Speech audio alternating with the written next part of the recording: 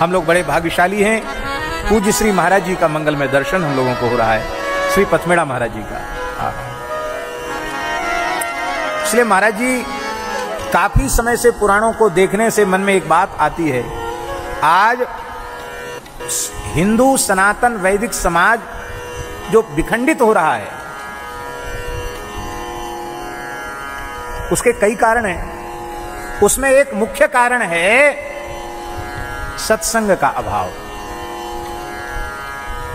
आप लोगों ने था नहीं मानना, प्रायः राम कथा, भागवत कथा, शिव पुराण की कथा, सभी पवित्र हमारे धार्मिक आयोजन, उनमें समाज के गिने चुने लोग भाग लेते हैं। वही लोग सुनते हैं जो सुनते चले आए हैं, अपने अन्य भाइयों को नहीं सुनाते हैं। और इसका लाभ उठा करके दूसरे लोग तेजी से उनको धर्मांतरित करने में लगे हुए हैं।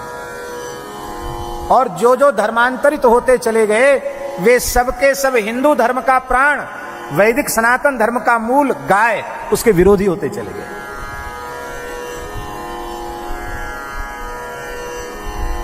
महाराज जी, हमारे हिंदुओं में कसाई भी गोवध नहीं करता था। अन्य पशुओं को मारकर वो मांस का काम करता था, हमारे यहां का कसाई भी गोवध नहीं करता था। आज बड़े दुर्भाग्य की बात है कि अपने को हिंदू कहने वाले लोग भी गाय की तस्करी में लिप्त हैं। और केवल तस्करी में लिप्त नहीं है, कितने तो ऐसे हैं कि परम पूज्या गाय के मांस को भी खाने लग गए हैं, दुर्भाग्य से। कारण क्या है? सत्संग का अभाव। महाराज जी, जंगली क्षेत्र में कथा हुई तो हमने वहां सुना, ये हरदा के आगे की बात है, उसकल्ली गांव, एकदम जंगली क्षेत्र था, वहां कथा हुई तो हमने लोगों से सुना, महाराज यहां के जंगल के लोग गायों को पकड़ करके ट्रकों में लदाते हैं, यही उनका काम, उनको बहुत थोड़ा थोड़ा पैसा मिलता है, गरीबी है। थे सब जंगली आदिवासी लोग। हमने कहा कि आप सबको कथा में बुलाओ, वो बेचारे जानते नहीं हैं। और महाराज जी सब कथा में आए और इतना परिवर्तन उनमें हुआ कि जो पकड़ के देते थे उनको, वो ही उस रास्ते को ही कसाईयों का बंद कर दिया उन्होंने। और आज वो जंगली लोग उस क्षेत्र में विशाल गौशाला का संचालन कर रहे हैं। महाराज जी, एक कथा हुई केवल वहां, और उस एक कथा का परिणाम ये आया।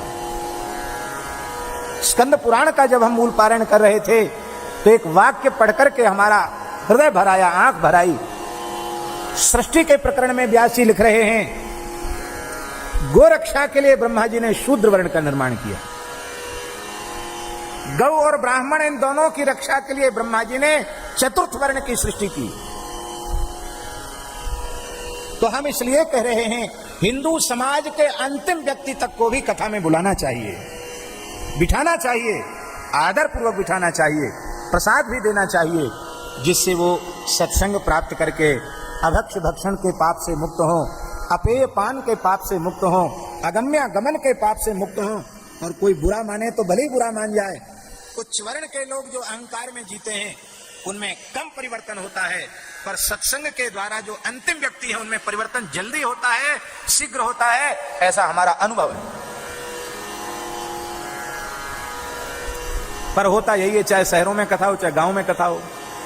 कई जगह तो आज भी ऐसी स्थिति है कि वे कथनचित आ भी जाएं तो उनको बैठने नहीं दिया जाएगा। और यही कारण है कि दूसरे लोग बड़गलाने में सफल हो रहे हैं। इसलिए मेरी प्रार्थना है, समाज के प्रत्येक वंचित व्यक्ति तक भी ये सत्संग की गंगा जानी चाहिए, जिससे सबका उद्धार हो जाए।